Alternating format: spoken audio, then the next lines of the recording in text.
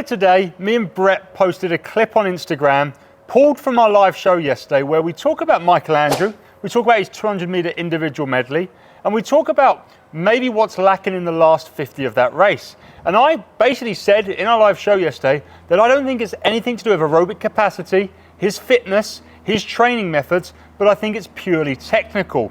He has a very flat stroke where when he breathes, he pulls, all sorts of bad things happen basically. And I think if he went to the more gallop stroke that you see people like Paul Biederman and Michael Phelps pioneer over the years, I think he could finish the 200 IM much more successfully. And I think if he can get out like he did at the Olympic trials semi-finals in 2021, where he spit 125.3 to the 150 mark, I think he can close way quicker with the gallop stroke and break the world record, and maybe next year win the Paris Olympics. Let's play the clip and then we'll break it down a little bit. Yeah. He can't breathe. He can't swim 200 IM because he can't breathe. He can't swim 100 freestyle. Look, for everyone, Tim just put, he needs to get fitter. He is not failing in 200 IM on the last 50 because of fitness. He cannot breathe. He cannot swim the hybrid gallop stroke. And if he learns to do that, he can swim 100 freestyle and 200 IM as well as anyone. It's not fitness. He cannot do the technique. That's it. That's why he can swim 100 flying 50 point and 100 back in 53 and 100 breast in 58.1. And he can get to 150 in a 2IM in 124 or whatever nonsense he gets there. It's technique. It's that simple. It's not fitness. Everyone is wrong who says he's not fit. So, Brett, what are your thoughts? Mate, listen, this is a hot topic. Michael Andrew is always a hot topic. We love talking about him. We love talking to him, preferably. He's a good man. Ever since he turned pro at 14, people have had an opinion on what he should do, how he should do it, what his parents are doing with him, what his dad's doing with him as the coach. And so a lot of opinions on this guy. But listen, the bottom line is he's great for the sport and he loves the sport. He really does. He's just one of those kids that gives back so much. And he's so uber talented. And when I say talented, I'm not taking away the work that he puts in. You know, when Michael Andrew is focused and working, he's as good as anybody. And he's proven that, right? And he can swim multiple events. And the event that a lot of people think that he should focus on is the 200 IM. And we were having this discussion yesterday on the live show where Michael is swimming at the World Cups. He's winning events again, which is great. He's back on the world scene. He's trying to make the World Championship team for Doha. And he swam a 2 IM. And it's just part of our discussion of how he should swim it and be the most effective in that event. Yeah, ultimately as well, this is just us as swimming nerds, swimming fans, talking about swimming and theory crafting. We don't, Brett actually has been to Michael's house and talked to Michael, but from what you got from that, he's concentrating on the 50 freestyle. But that being said, we can still talk about possibilities and stuff like that, and there's nothing to say he won't do the 200 IM in the future, right? So it's an interesting point of topic, but if we talk about the 200 IM in a vacuum, what do you reckon is lacking from his race? Do you think it's a training thing? Do you think it's a technique thing? A mix of the two? Where would you go, to make that 200 IM go to the next level? Look, I think it's clear that his body is having some reaction to the time that he turns at the 150. He's on massive world record pace. He's under world record pace. He's faster than any human has ever gone out at the 150 mark. So he's punishing himself in fly, the backstroke and the breaststroke. And he's stellar in all three of those strokes. He's only really proven in his 50 freestyle. So he's got a technique where if he holds his breath and he connects and he's at full speed and power, he can actually grab water and he can move. He hasn't really proven it over 100 or a 200 freestyle. So the other events he's proven in there. And so like he's putting his body under this enormous pressure by being out so fast at the 150, faster than anyone's ever been. So we can't say that anyone's ever really experienced the type of pressure and stress and pain that he's putting himself under. Michael's the only one that knows what that feels like. But it's clear at that point when he turns in freestyle, something's going wrong, right? And a lot of people are going to argue and have that it's a fitness thing. Michael Phelps has even come out and said it's a fitness thing, right? He said he's training wrong. Michael Phelps went out and said this guy needs to work harder.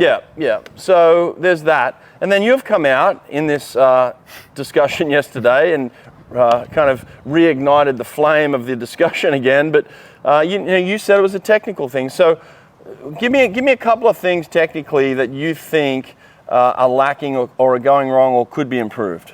Yeah, so I think, look, what you said, right? If he could turn and then do his 50 freestyle technique, not breathe for the last 50, he'd smash the world record, of course. But no one can do that. No one at the end of a 200 freestyle swims the way that any of the guys who are elite at 50 freestyle swim.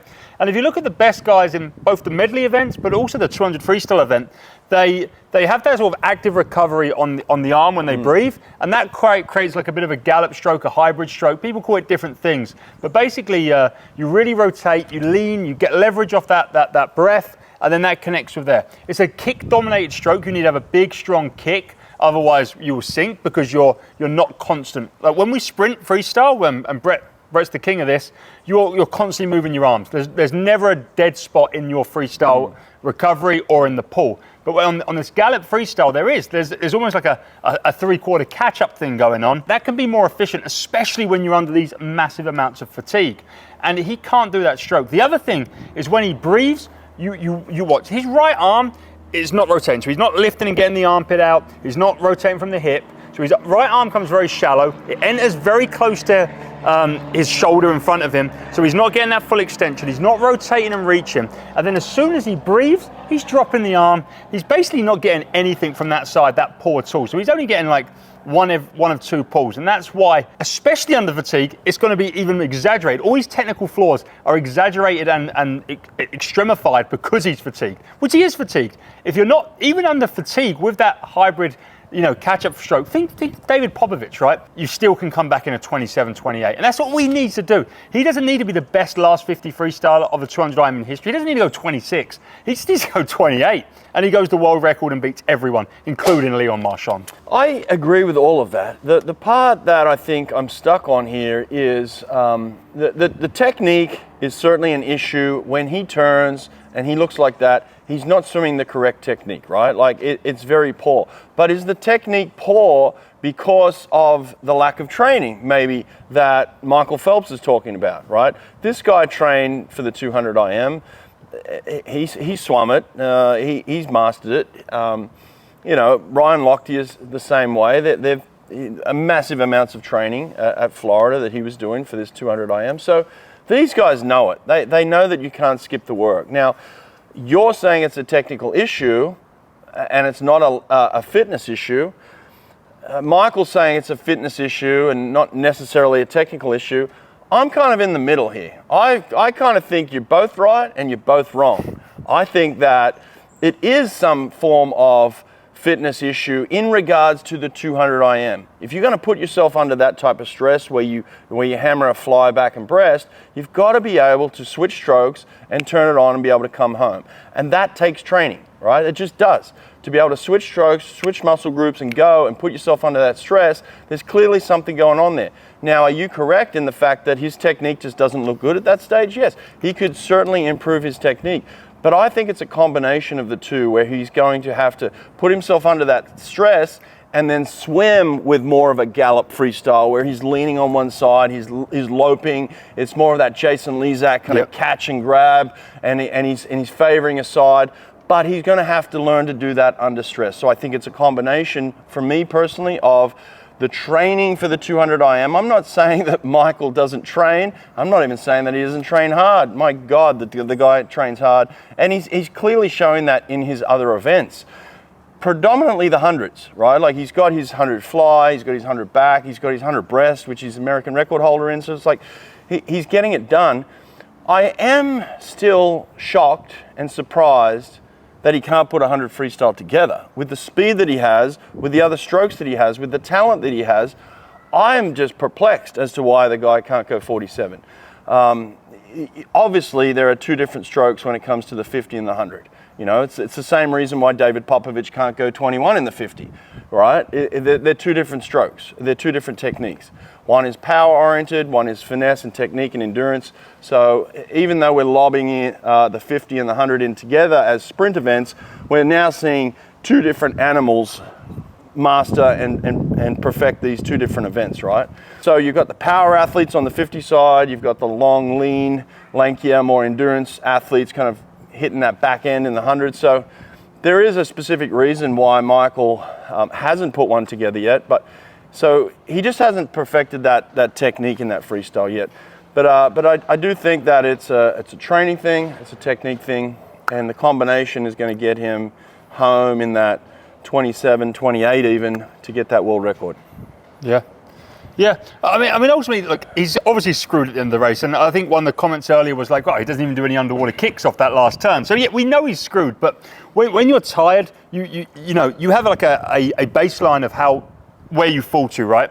And based on your technique, that fall could be, you know, what I can do when I'm tired is different to what Brett can do when he's tired, and it's different to a tired Michael Phelps. Tired Michael Phelps at his prime, you know, would still push a 27 like it's nothing because he was so technically efficient.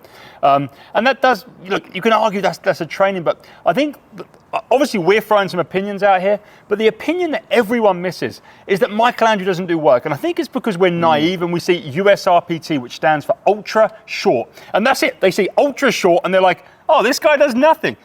I can tell you for a fact that there's probably few swimmers in history that have hit as much volume at intensity in a week for a season than Michael Andrew. He is going at race pace. He's going speeds faster than he goes in a race regularly, 4 repeats with little rest, more than anyone else. Because while everyone else is swimming up and down at threshold and aerobic, he's doing 30-50s race pace for 2 or 3 rounds. There's sessions where he's gone 90-50s race pace, 1 set fly, 1 set back, 1 set breast. Sometimes all freestyle. No one else is doing that. No one. Do you know anyone else is doing that? Not to the extent that he's doing it. No, not to the level he's doing it. There's nobody that's doing it that way, and he's having success with it. Look, again, he's the fastest man in history to the 150, faster than any man on earth who's ever done it, right? So it's like he's proven that he's got the talent, he's got the skill, he's done the training to get out there and be that fast. We would love to see him clean this up and finish it off. Everybody wants him to go that 153. I would even put it out there that Michael Phelps and Ryan Lochte would love to see him do it too, you know. So I don't think anyone's against him in that sense, especially those guys who have been there, done that. I just want to see him finish it off, and wouldn't that be special? I don't know if we're going to get it for Paris. I do think that he is focused on the 50 free. And we're not going to ultimately see him swim that 200 IM in Paris, but I think the year after, I think he puts a lot of time and energy into that one. And 2025 could be the year of Michael Andrew and the 200 IM. So let's look out for that one, hey? I can't wait if it happens. I want to see success in all swimming. I want to see world records. I want to see fast swimming. And I want to see Michael Andrew do good because he's a great guy, as Brett said. This is just our thoughts. This is our ramblings. Maybe we're right, maybe we're wrong. Mate, listen, at the end of the day is, I went to his house, he had 20.7 on the wall. That's what I really want to see. Michael, let's get that 20.7, mate. What a killer swim that would be. That would be the one. I hope you enjoyed this video. Let us know your thoughts. Let us know what you think. Do you agree? Do you think he goes 20.7, and what do you think he needs to go a quicker 200 IM? Let us know in the comments. Subscribe to Brett's channel, which is This Is On, Inside with Brett Hawke. Subscribe to my channel, The Swimsuit Guy. Check us out both out on Instagram. We're on a quest to 100,000 followers.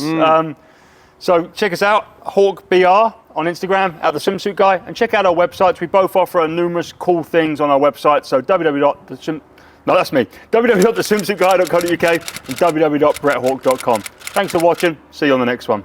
Cheers.